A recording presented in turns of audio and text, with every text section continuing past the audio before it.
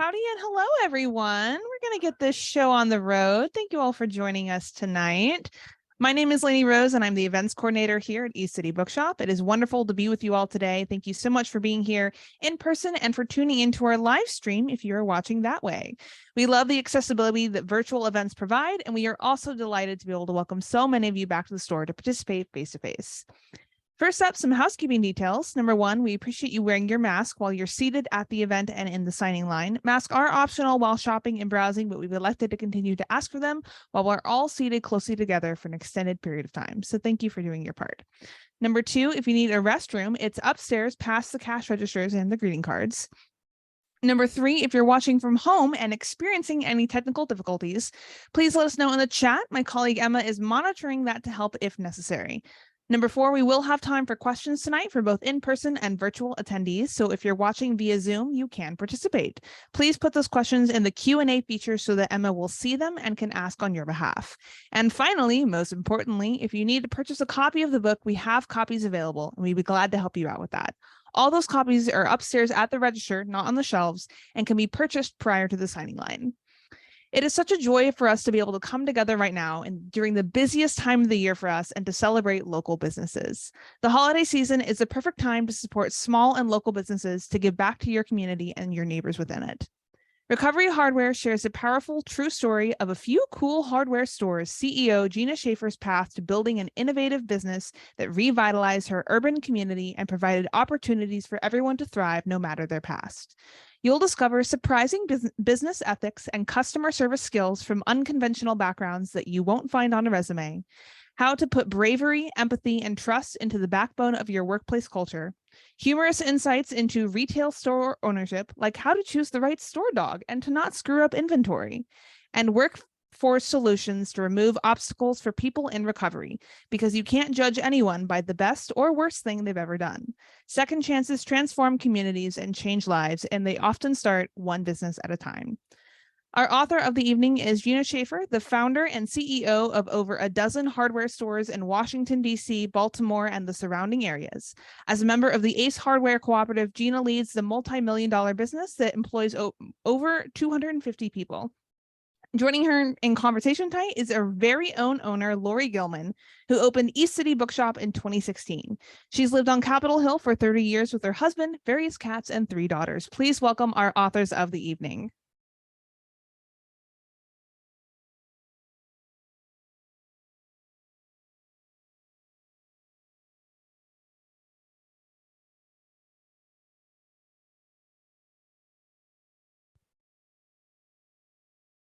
You need these? Really loud. Hello, testing. We do need them mainly for the virtual audience. Yeah, that's so right. we have also a group watching us virtually. Hello, everyone. Welcome. I just want to say that in this case, we are one author. I am not an author. Not yet. Maybe someday, but not yet. So thank you, Gina, for being here. Thank you for having me. And you probably all know that Gina's book is Recovery Hardware, and we're going to talk about small businesses, about the book, about Gina's path to where you are right now. And this time of year for retailers is huge. And so I do want to talk about sort of small business generally, but I do want to start at the beginning and just say that reading about your parents and your story of you as a child working on your first business plan in your mom's beauty shop, which is also what we called them in my go to the beauty shop. Yep. And I just want to say that your parents must have been quite an inspiration. And how much do you think that sort of had to do with you being where you are right now? Well, my husband's here, so he might have a different opinion about my crazy parents. But I think they had a huge impact. I mean, you think about the things that we learn or we intune from what our parents are doing. And my dad worked two full-time jobs. And so I obviously learned the value of working really hard. My mom had that adorable beauty shop in the basement, which is still there. So when I go visit, I get a chance to relive some of those funny memories. And she was very entrepreneurial. So I had to have absorbed some of that. Yeah. Yeah, that's great. I love that. You really brought that image really stuck with me. what you talk a little bit about what brought you to writing a book, but can you just go into that a little bit for the audience? Yeah. So I think two things probably most impactful, or for the biggest reason. People had asked for years for me to write a book, and I really thought that writing a book about owning a hardware business was not very interesting. I think hardware is extremely interesting, but I didn't think it was book worthy. And then two things happened about 6 years ago. One of my teammates came to me and said the community called us, meaning Logan Hardware, recovery hardware. And I thought, if I were going to write a book, that was going to be the title, because I thought that was such a great nickname for us. You can't give yourself a nickname. Right. And to have one so beautifully bestowed, I thought was really important. And then we had a really great teammate who passed away, and he, in a car on the way to Baltimore one day, I felt like I was a captive. He said, if you don't talk about us, who will? Please tell our stories. John had been an IV drug user. He had a partner who had died of AIDS. And when that happened, he thought that his life was over. And so he turned to drugs to cope. And it wasn't drugs that killed him, but he was very sick. And so when he said, talk about us, I interviewed him first. I wanted him I wanted his voice to be part of the story. Not supposed to get emotional when I talk about John, but that's probably the ultimate reason why I ended up writing it. Yeah. That's really wonderful. Yeah.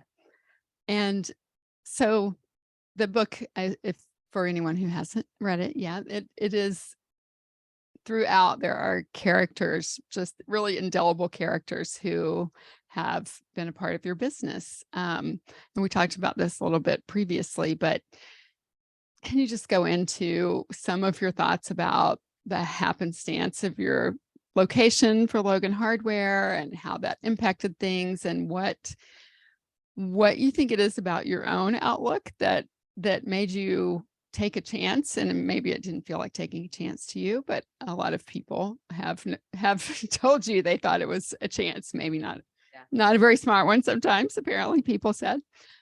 So can you go into that a little bit? Yeah, I read on someone's website the other day the phrase radical optimism, and I've decided I'm a radical optimist, and I'm going to live with it. But we opened the first location down the street from the Whitman Walker Clinic, which was founded primarily to help during the AIDS epidemic in the 80s. And they grew a wonderful recovery program as part of it, the Whitman Walker Addiction Services Program. When we opened Logan Hardware in 2003, the neighborhood was still recovering from the riots when Martin Luther King was assassinated. I mean, the neighborhood had really it fell apart when that happened. The riots swept down 14th Street and destroyed everything in its path, basically. And when Mark and I moved there, it was really just starting to feel that rebirth. And there weren't a lot of businesses there. The clinic was a very big part of the community already, and a fantastic Hill connection. Speaking of small businesses, Shane Mason owns Crazy Aunt Helen's on Barracks Row. Ask you that, because I met them when they were opening. Yeah. Which is a wonderful restaurant down the street. And Shane was the first teammate in recovery who came and asked me for a job. And we gave him a job. And I mean, if you've read the book, he left 11 months later, really, really mad, stormed out one day, saying that we were terrible people. He never wanted to see us again. That would have killed he was me. never coming back. Yeah. And all of the things. I was a cashier that day. And I remember being so embarrassed that there was a customer in front of me that had to hear this. And then I put the whole thing out of my mind. I didn't think about it again. I didn't see Shane for 3 years. But the funny part of the whole story is that he went back to WAS and started telling everyone to go see that lady at the hardware store. And so, the next thing I know, Skippy shows up, and then Brian shows up, and then I don't know who was after Brian, Scott. No, I don't know. All of these people started coming because of the guy that left who was mad. And all of those people that I just mentioned are still in our lives one way or another. And then Shane came back, and we've been friends ever since. That's great. So yeah, well, you said you put it out of your mind. I feel like that would have just crushed me, and I might have never let it go. Well, I didn't have time to think about it. I think in hindsight, the thing that makes me so sad is that I didn't call him to ask why he thought we were terrible people. Oh. I just sort of moved along. Okay. Whatever. I didn't know how to do anything. I mean, I didn't know how to make paint. I didn't know how to make keys. I didn't know what flappers or molly bolts or any of that stuff was. Yeah. And so I didn't have time to think about you know, the dude that was mad at me. I had to think about what was next. And so I'm really embarrassed that I didn't call him to say, you know, what could I have done better? I knew it was early in his recovery, so I knew he was fragile, and I didn't understand at the time what that meant. Right. Because that was early on. Yeah. I remember that when that Fresh Fields opened, because, and if you just quickly, how many people here have lived in the neighborhood for more than 10 years? Is there anybody? This neighborhood, like this Capitol Hill neighborhood, or in either here or Logan Circle area for more than 10 years.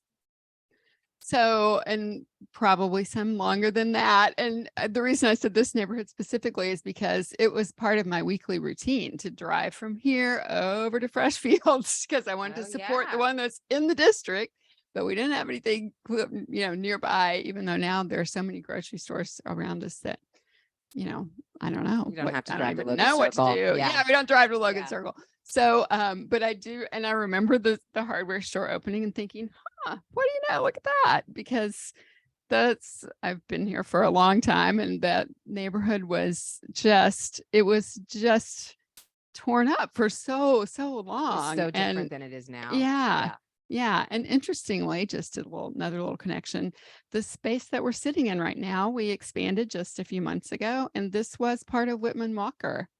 It was one of their offices. Yeah. They had a counseling center here that was part of their teen AIDS program. So another little We were meant to connection connect. there. Laurie and I just met tonight for the first night. She's the owner of this amazing bookstore. And we just met when I walked in. So, yes. And I yeah. feel like, because we I were meant to also, know each other. when you were in the book writing about, you had this sudden realization driving home from being laid off from a job that you need to open a hardware store. Now, you didn't know anything about opening a hardware store. I know that feeling because I did not know anything about opening a bookstore when I got very focused on it. It's like, I can learn that. I think, you know, we do mostly sell books, so that's easier than hardware. But there are a lot of different books. Yeah. But I did, you know, I kind of felt like enthusiasm and I can learn. Radical optimism. Yeah, yes, exactly. Radical optimism. I like that. Not just, I guess there are other things you could call it, but I like that. We were naive. We were Right. stupid. I mean, I Right. probably use every word for myself. Mark coined the no tears in hardware because I would come home sobbing, like, what have I done? Why? I mean, I was super optimistic, but I was also like, I am the world's biggest idiot. Although I don't really knew how dumb I was until I started to learn things, meaning like, and what, that's you key. know, we didn't count the money in the registers for months, not years. We did a lot of things like that. We didn't know until one of the funny memories that I wrote about in the book were these two octogenarian thieves.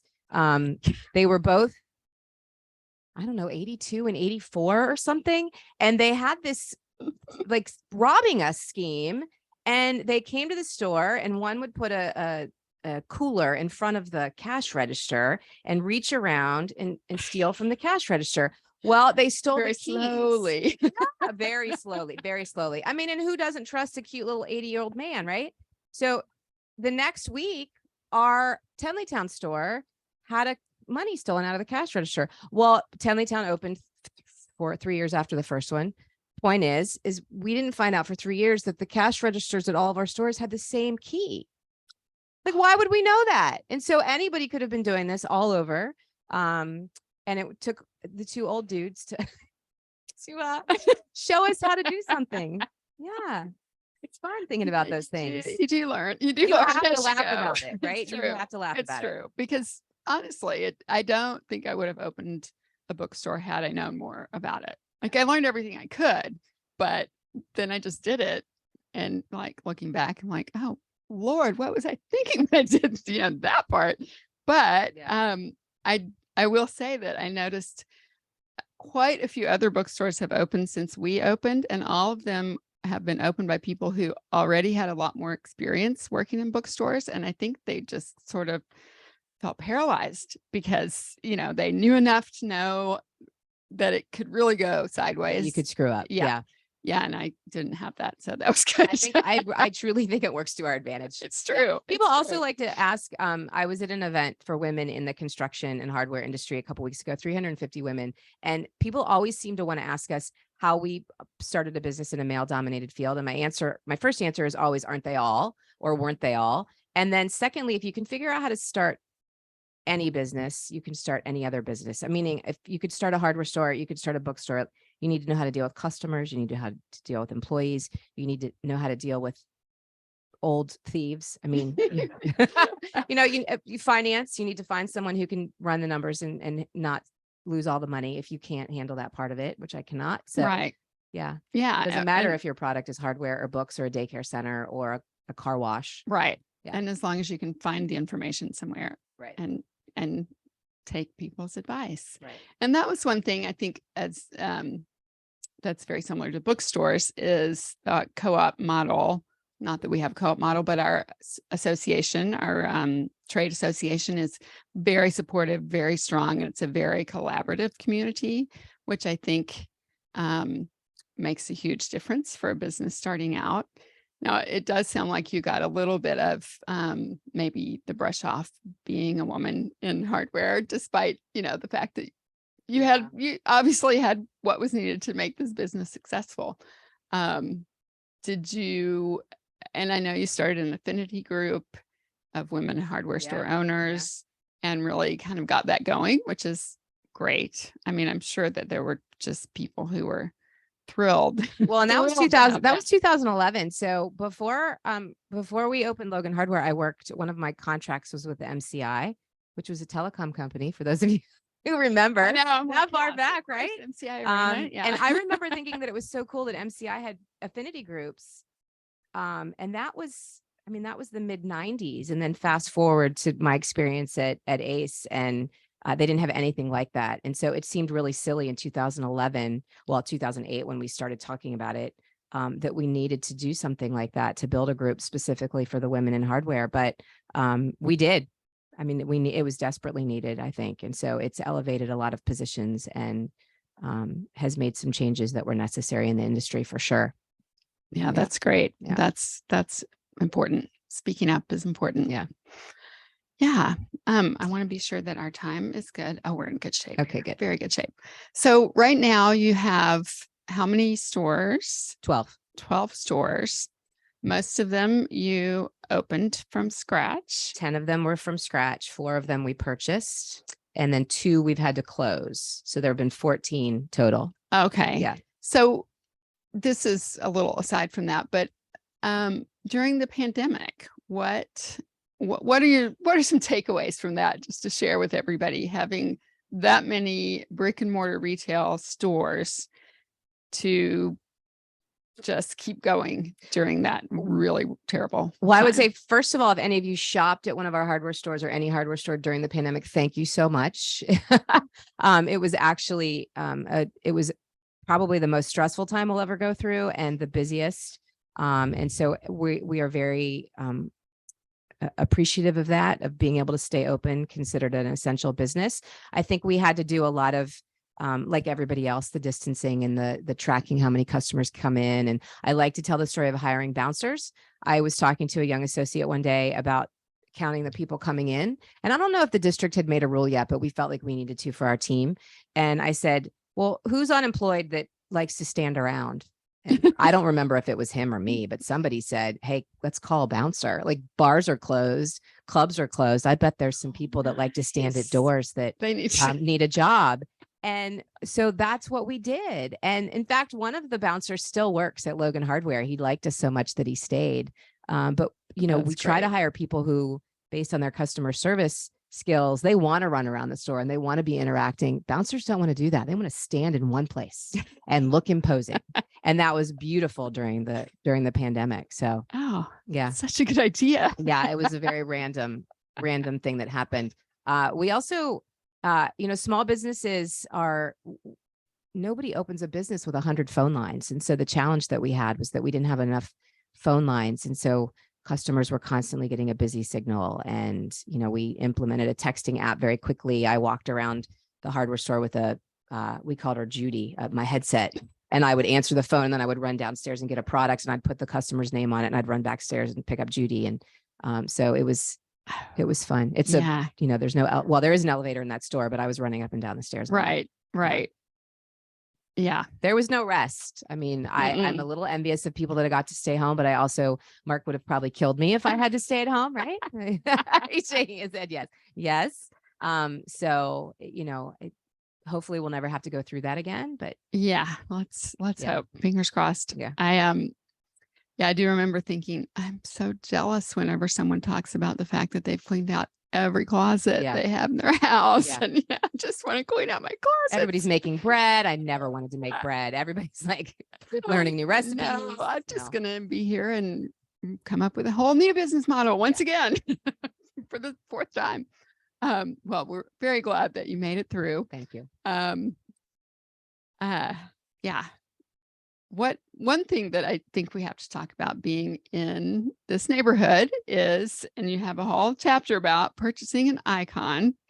So your experience in purchasing Frager's hardware, which is people who haven't been here forever, like a lot of us, it burned in 2000. When was that? 6, 8? A while ago, 2008. Yeah. It was not too long after Easter Market burned. Right. So it really was, it was a terrible time in the neighborhood. It was awful. So you ended up purchasing Frager's, which is this very special place that people in the neighborhood feel a real ownership of. And what was that experience like? Can you talk about that a little bit? Yeah, well, there were 9 million misperceptions. So for maybe everyone in the audience already knows this, but Ace is a cooperative. There are no national franchises for hardware stores. So when you open a hardware store, you either buy from a wholesaler or a co-op or both, some combination of both. We bought Frager's. It turned 100 during the pandemic, which was really sad for us because we huge parties planned and celebrations. And but owning a 100-year-old business is a really big deal. And for me, it was the biggest deal, because when we only owned Logan Hardware, and John Weintraub, who we bought the business from, and his business partners celebrated, I think, their 35th anniversary, I had sent them a card, and I said, when we grow up, we want to be Frager's. I mean, that to me was the one to beat or meet. So John was 76 when we finalized the sale, somewhere around 76. The fire took a lot out of him. I mean, he had worked his butt off. His wife wanted to travel. They had a house at the shore. They had all of the stress of the insurance and the fire and the rebuilding and the sale and the community and the pressure and all of the things that when you think about someone at his age and all of the work that he had put in, he deserved retirement as far as I was concerned. The neighborhood didn't, and it's grossly generalized, and so I apologize, but they didn't want any change. The neighborhood was really reticent to change. They didn't see it as John deserved in a retirement. They saw it as an outside entity buying the business. And so you could see where that got a little wishy-washy. And so it was a little challenging at first. It was challenging for me. The lesson in the book from one of our teammates in recovery was, it's better to be respected than liked. I've spent my whole life, I think, wanting people to like me. I didn't think about the respect portion of that. And, Eric's lesson was, they don't have to like you, Gina, they just have to buy stuff. And, if you make them respect you, if you earn their respect, then eventually, hopefully, they'll come around to you owning the business. And so I probably took it a lot more seriously than I needed to.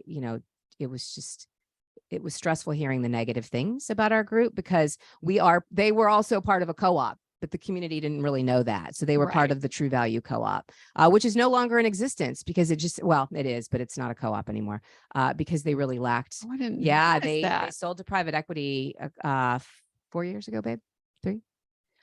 Because they really just did not modernize. They weren't growing. They weren't changing with the times. They were losing a lot of money. And so the owners voted basically to sell what was left to private equity. And so I think they're trying to rebuild. There are still hundreds of True Value hardware stores. But when we came in as Ace and people saw the Ace name, they didn't understand that really Frager's was just trading True Value for Ace. They thought it was Frager's mom and pop was selling out to a conglomerate. owned by people who lived across town. And so that was kind of what we heard. I joked with John Weintraub. We had a really great retirement party for him at the Garden Center at the Old Fraggers and the temporary spot. And I said, no one's coming to wish you happy retirement, John. They're coming to make sure I don't have 3 heads. And he was, he's just such a great guy. I'm really happy that we had an opportunity to take a brand that he loved for so long and carry it on.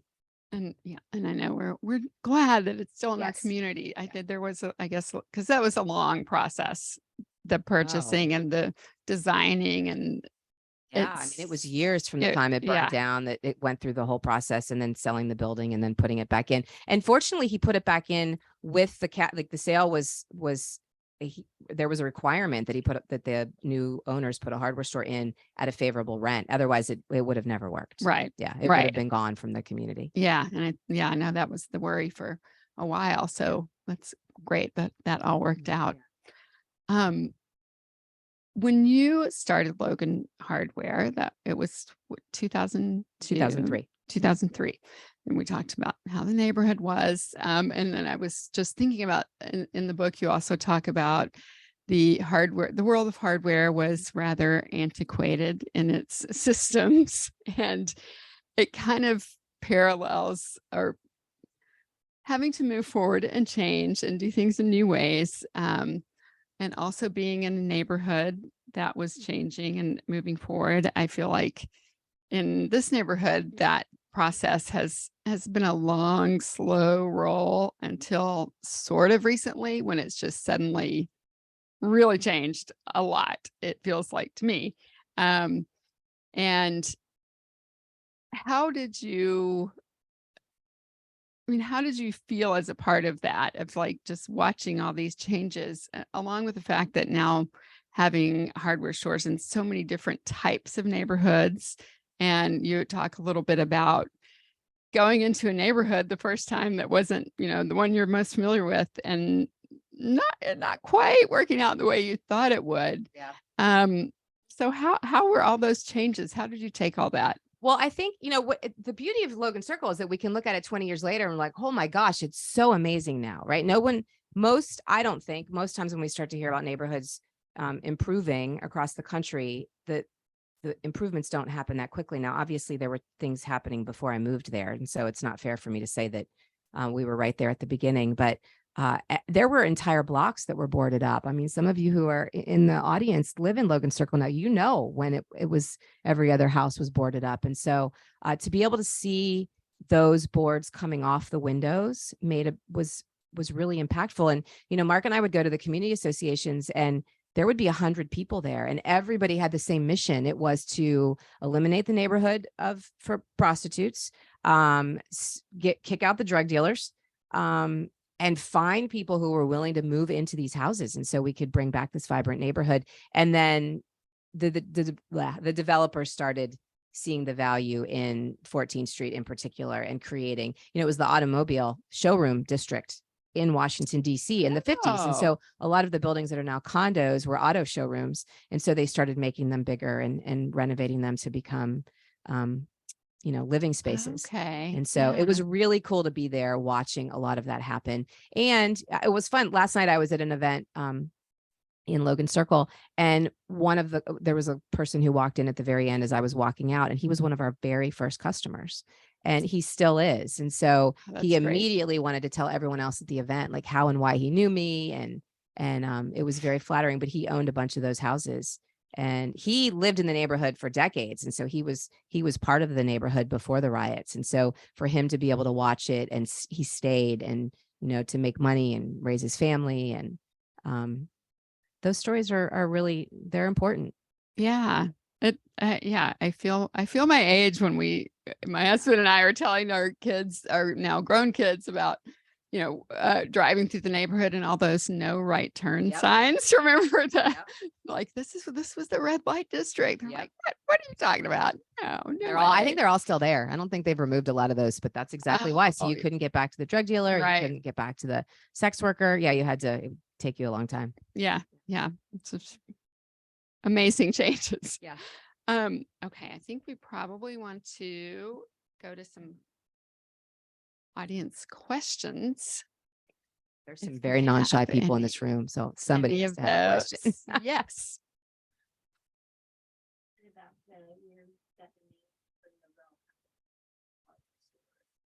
And also how the core values fit into your company.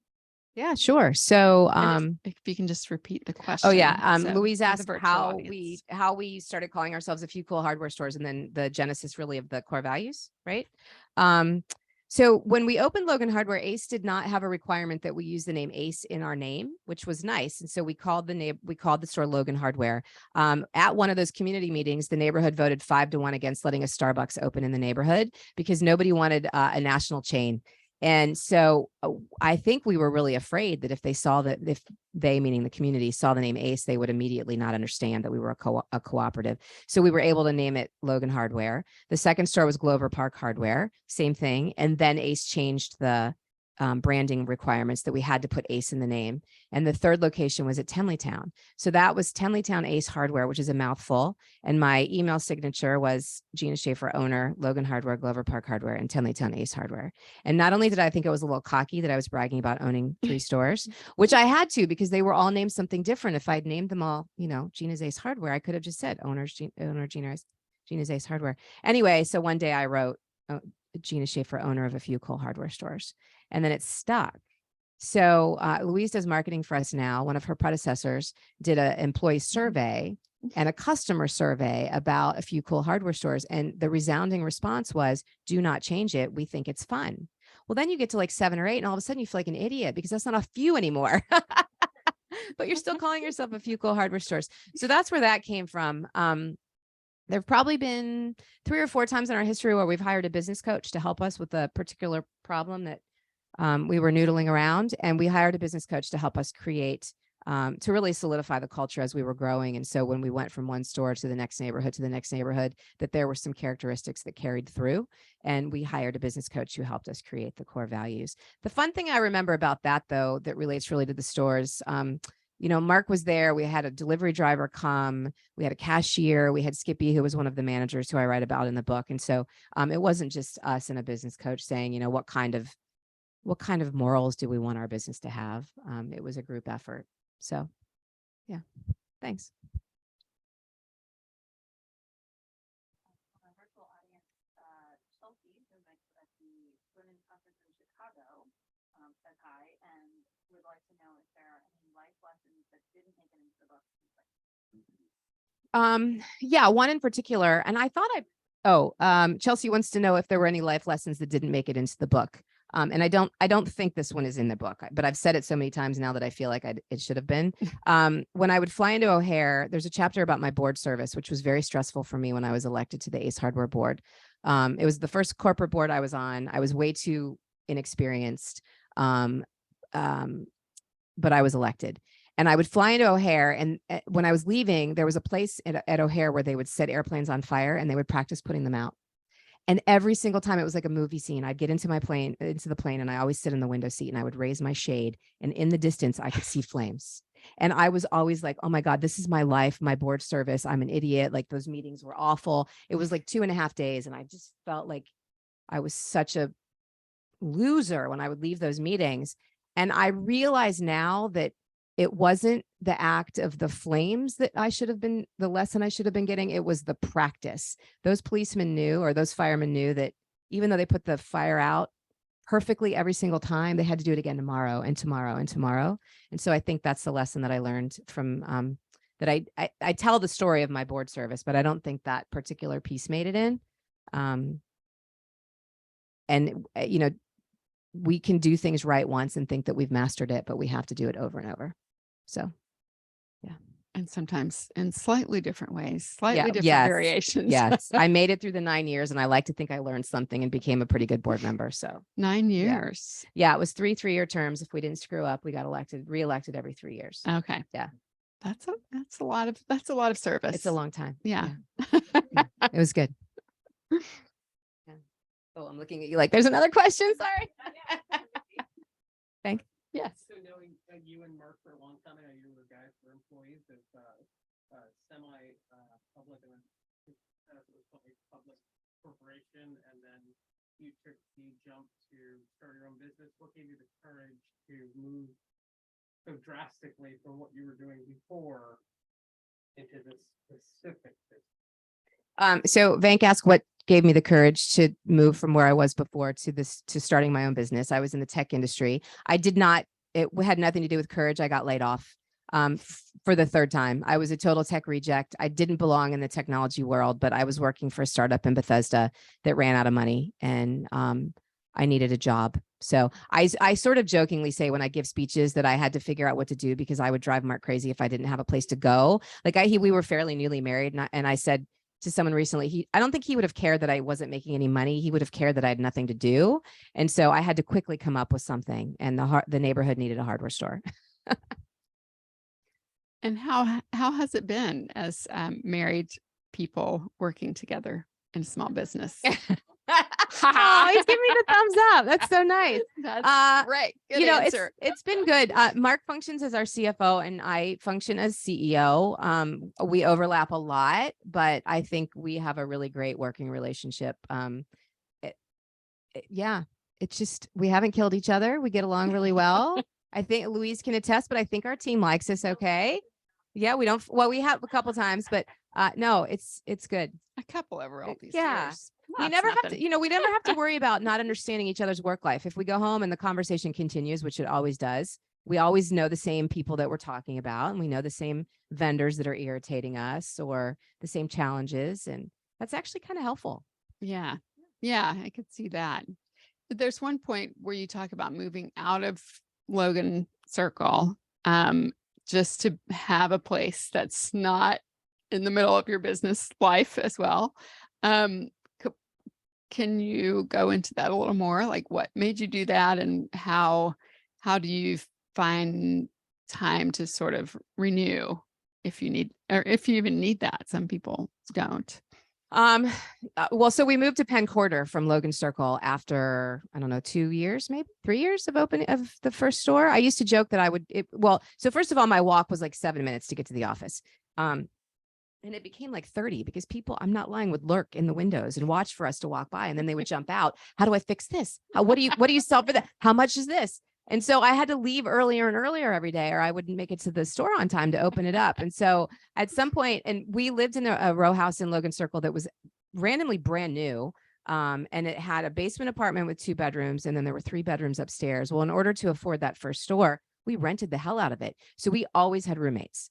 And we were married, and I don't know, I was 32, Mark's younger than me, but there were always people in our lives living with us. And so I think we got to a point in that 3 years in that we needed some privacy and space, and I needed to not be ambushed on my way to the store. I would welcome that now because I don't have to get there on time, but I think it was really stressful. One, because I didn't know the answers to all their questions. And at least if I was in the store, I could ask somebody else or find the Googles. But yeah, so we moved to Penn Quarter. Yeah. And it's good to have a little time away from your work life. Yeah. Okay. I don't want to miss any other questions. Whoops.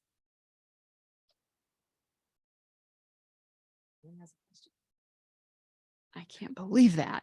This crowd. Yes, please. Can you tell me a little bit about the relationship you have with your employees and why Shane might have been recommending people to come to you? Yeah, so she asked to talk about the relationship we have with our teammates and why Shane might have been telling people to come. Shane likes to characterize it as we created a place where you could be nurtured but not coddled.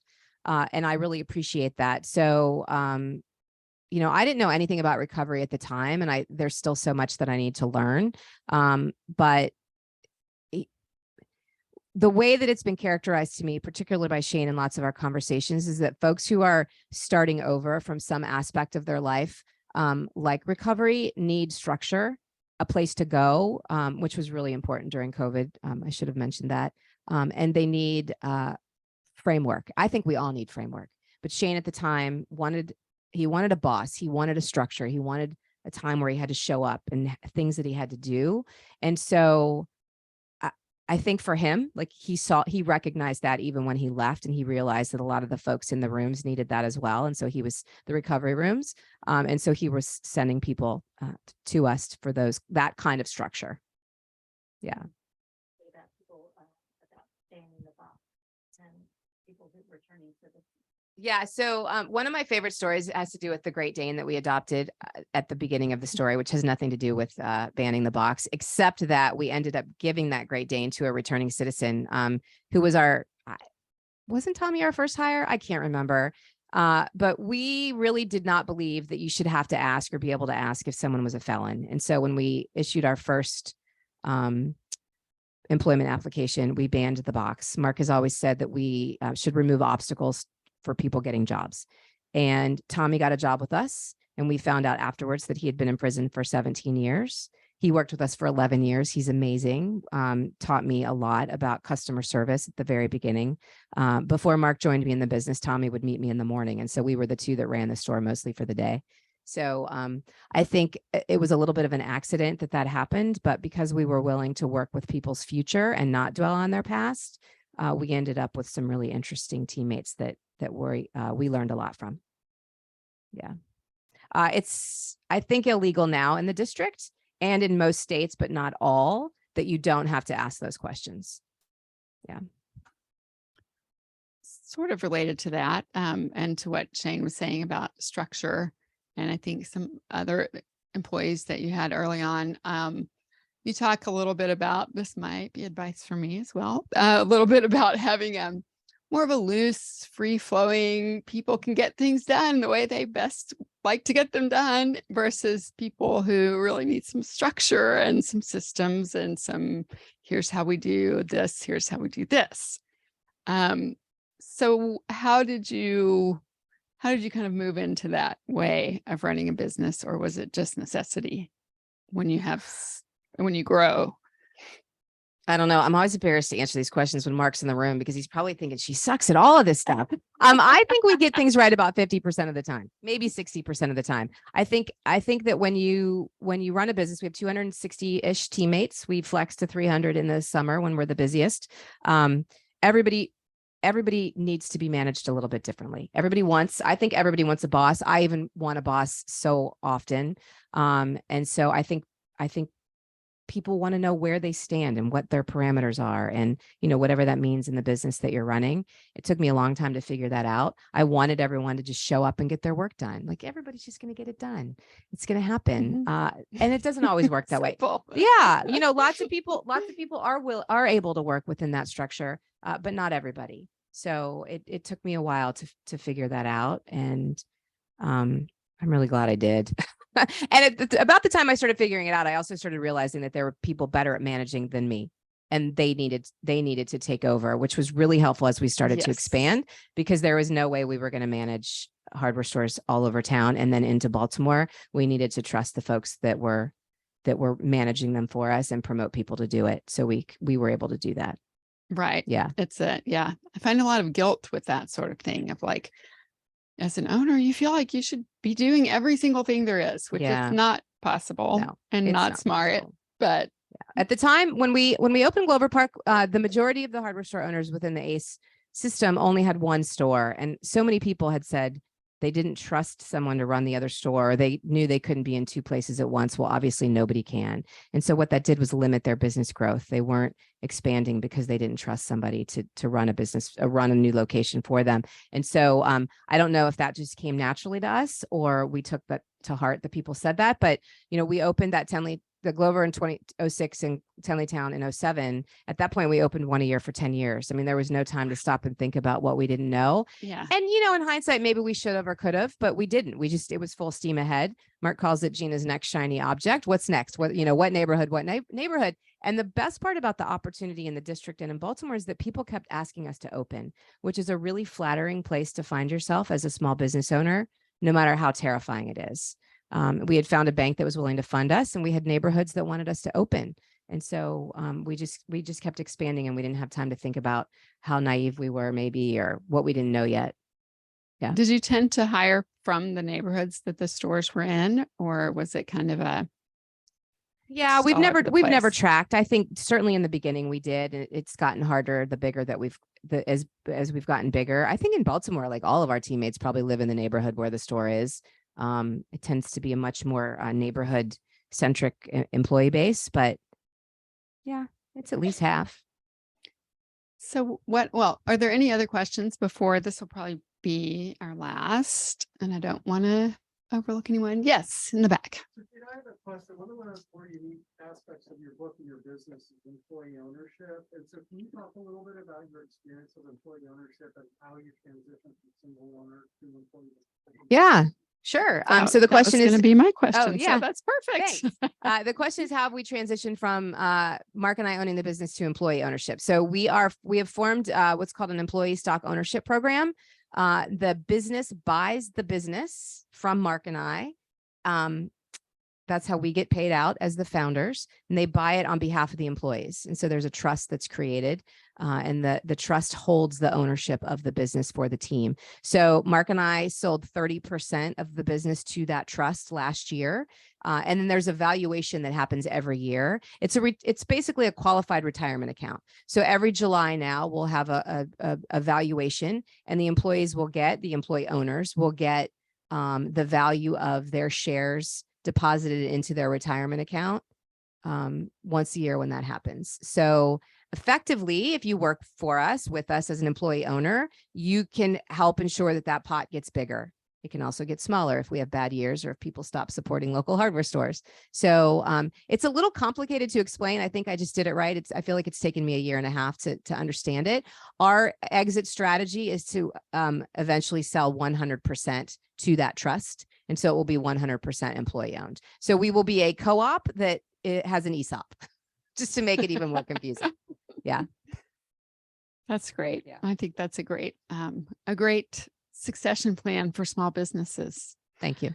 So we are out of time for questions, but after this, if you could, oh, wait, I forgot I'm not the person in charge of the event. I'm just the person talking. Sorry, Lainey. So if you can give us just a second, Gina will sign some books afterwards. Sure. And thank you all for being here. Thank you. Thank you all for being here. We do have copies upstairs. I'm going to bring out a little table and we'll start our line right at our world religion sections. If you are able and willing to put your chair to the side, we would really appreciate it. And thank you all. That side, romance side. And thank you all for being with us tonight. Thank you.